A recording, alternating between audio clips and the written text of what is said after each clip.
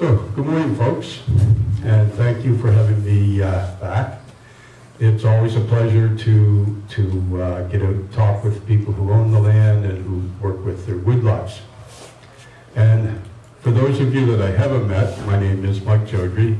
I've been an accountant in this local area for way too many years.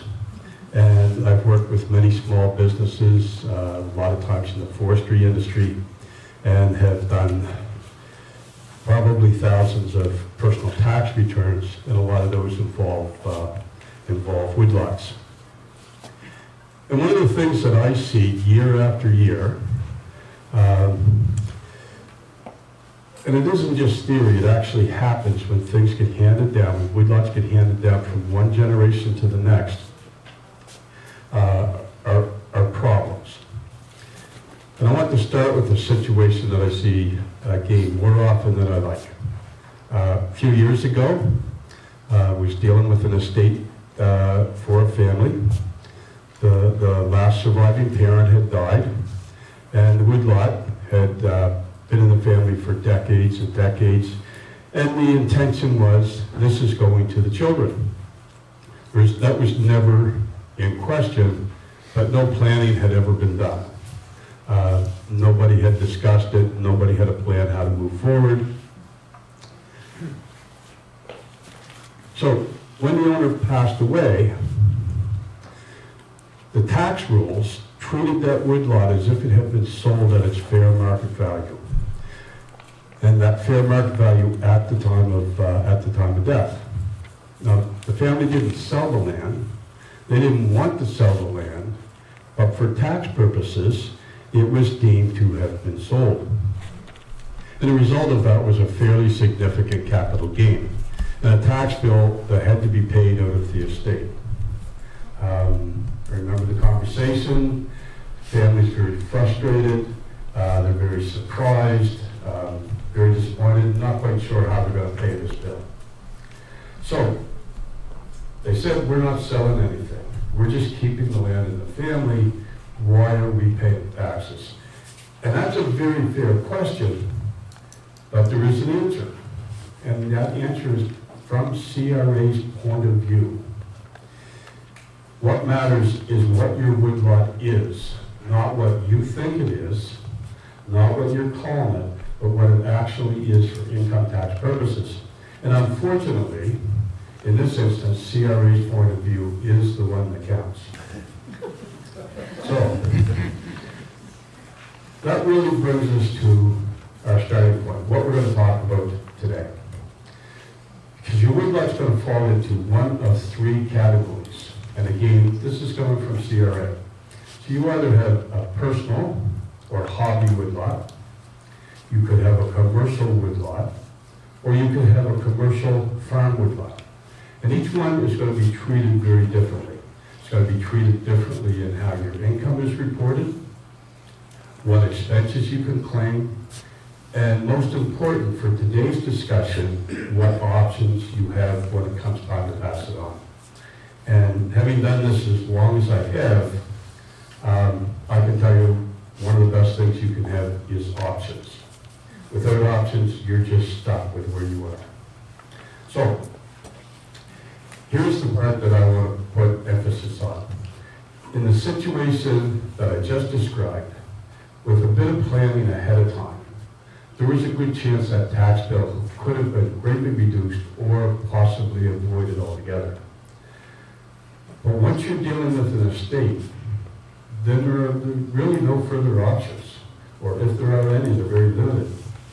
So, what I want to do today is give you a clearer picture of where your woodlot fits into these categories, what CRA expects from each of these categories, and how that category or classification, if you want to call it that, ties directly into intergenerational transfers. At the end of the day, most of the folks that I talk to have the same goal. They want to pass their land on to the next generation. They want to keep it intact. And they want to keep the tax man as far away from it as they possibly can, taking the smallest piece that you can get away with. And there's good news, that can be done. But it takes a bit of understanding, it takes a little bit of research so you know what you're doing, and it takes a bit of planning ahead of time. So, let's start with the first question. What is your woodlot? Just exactly what is it? I'm not doing a very good job with this, am I? You're supposed to vote me. Okay. Okay, so what is my woodlot? If it's a personal, hobby, non-commercial woodlot, then you're not going to have any expectation of a profit. If you do get any revenues from it, they're going to be from an isolated transaction over a short term, such as you sold stumpage once. Any revenue you do get will be reported on account of capital. It'll be taxed as a capital gain, subject to certain rules or whatever the capital gains rules are at that time. If you have any expenses or losses, they're not deductible. That's just a personal expense. But you might have a commercial non-farm woodlot. So if you have a woodlot that you're working every year, then you may have a commercial non-farm woodlot. And if that's the case, you're going to have a reasonable expectation of a profit. The main focus of your woodlot is going to be lumbering or logging. Lumbering is actually a term used throughout the Income Tax Act. Revenue will be reported on account of income using the accrual method of accounting. And for anyone not familiar with that, accrual means income is income when you earn it, not when you're paid. So, for instance, if you sold a couple of loads of logs to the mill in November of 2025, and you don't get paid until January of 2026, that's still 2025 income. So it's income when you earn it. Any losses that you incur are deductible from other income and are not restricted. An intergenerational rollover to your children is not available. If your woodlot's incorporated, in other words, if that woodlot is owned by a corporation, it's possible you might have a capital gain exemption on the share of small business shares. But if what you want to do is get involved with an intergenerational transfer, a commercial farm woodlot, that's the holy grail. You're going to have that reasonable expectation of a profit. But because it's considered farming, then you're allowed to use the cash method of accounting when you're computing your income. And again, opposite of accrual, that means income is income when you receive it, not when you earn it, but when you actually receive it. So you don't need to track accounts receivable or inventory at the end of the year. An intergenerational rollover to your children is available, subject to certain tax regulations and rules, most important of which is going to be following a prescribed forest management plan. You could possibly qualify for enhanced capital gain exemption that all farmers could qualify for, but you're going to have to prove that farming was your chief source of income. If you have any losses, if farming is not your chief source of income, your losses will be restricted, and that restriction will be you can claim the first $2,500 plus 1/2 of any losses in excess of $2,500 to a maximum of $17,500 in any 1 year. You must show, and this is important, you must show that the main focus goes beyond lumbering and logging to include a significant amount of time, significant amount of attention that's paid to the growth, to the health and quality and the composition of your woodlot, and again, pursuant to that prescribed forest management plan. And we'll get into this later. You should document your activity to prove the farm focus either through a diary or a journal of some type. So the big question is exactly what is an intergenerational transfer? And it's simply a tax deferral mechanism in the Canadian Income Tax Act that allows you to pass on a qualifying woodlot from a parent to either a child or a grandchild without triggering an immediate capital gain. What will happen is the person receiving that woodlot is going to receive it at whatever your fair market, or I'm sorry, whatever your value was in the books and records of your business, regardless of the fair market value. So the tax savings can be immediate, and they can be very significant to either you or to your estate. But the rules are somewhat complex, and they're quite rigid. And when I say quite rigid, CRA is going to give you the opportunity to give a very valuable asset away to your children without incurring any tax at all. So they're going to make really sure you're following the rules. There's nothing that'll be loosey-goosey about that at all. So I would encourage everybody, if you're unsure, speak to your accountant, speak to your tax advisor. Is what you're doing now qualifying you for an intergenerational transfer in the future? And if it's not, then what steps do you have to take now so that you will qualify? The single most important step is going to be to have a prescribed forest management plan in place. And subsection 7401 outlines that a prescribed forest management plan will be a written plan.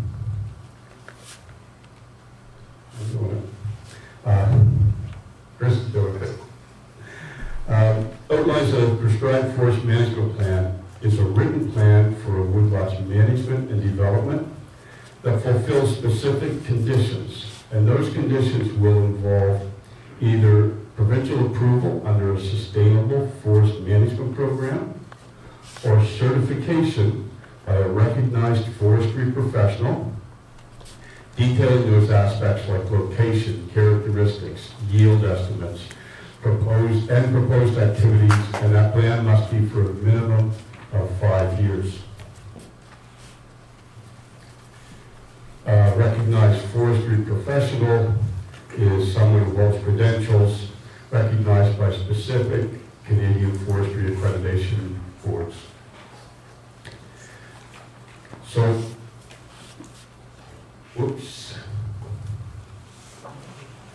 So I've brought along with me a copy or a journal or diary of activities that I picked up from the Confederacy of Nova Scotia Woodlot owners. And it's a really good example of the information that you should be documenting and keeping track of in the event that someday you need to prove your claim to an intergenerational transfer. And I can pretty assure you that if you're making that claim on your income tax return, somebody's going to ask you to back it up with some evidence. Keep records of all your activities, your harvesting, road maintenance, meetings with your forester, meetings that you attend, like organized events like today. Document your walks through the woods. I'm sure everybody here went through the woods when you were checking for damage after Fiona or after Dorian, or you hired a drone, somebody with a drone. But document all that. Make note of any publications or journals that are pertinent to what you're doing, that you subscribe to. The one thing that's important is there's no such thing as having too much information or evidence on your side when you're dealing with CRA. So I've brought along, I don't know if I have enough or not, but I've brought along copies of that particular section of the Income Tax Act, and also copies of the Woodlot Journal. for anyone who would like to take one with you. I've also included my email on those, and if anybody emails me a request, I'll send along a copy of all these slides to you in a return email. So, just to wrap things up, if you think back to the example we first talked about, the family that ended up with a tax bill on a woodlot that they didn't sell. Urban. That's not an unusual situation. I see it on a regular basis. And it doesn't happen because people did something wrong. It usually happens because nobody sat down, talked about the rules, what are the rules, how do they actually work. But what we've talked about here today is actually the other side of that, how the rules do work and how they can work for you. We've talked about and reflected how your woodlot is viewed from CRA's perspective, whether it's a personal or hobby property, whether it's a commercial woodlot or a commercial farm woodlot. And that classification, that category, is not just technical, but it actually drives everything. It's going to determine how you report your income, what deductions you can claim, and most importantly, if I can get paper turned. Most importantly, what options you have when it comes time to pass it on. When it comes to an intergenerational transfer, timing is everything. If the first time you have a discussion about this is when you're sitting down and the will is being prepared to be executed or carried out, then most of your planning opportunities are behind you, and there's not much left you can do. But if those conversations happen now, while you still own the property, while you still are in control, then you have options. You have options to reduce or defer the tax, keep the land intact, and make sure it ends up where you want it to go. And these options don't have to be complicated. They're in depth, but they don't have to be too complicated. They require a bit of understanding, and they require a bit of a decision to act early. So again, talk to your tax advisor. So don't leave the future of your woodlot to your will alone. Make it part of your plan while you're still here to guide it. And your family's not going to be dealing with a surprise later. They're just going to be carrying out the wishes that you had. So that's it, everybody. Thank you. If you have any questions, I'll do my best to answer.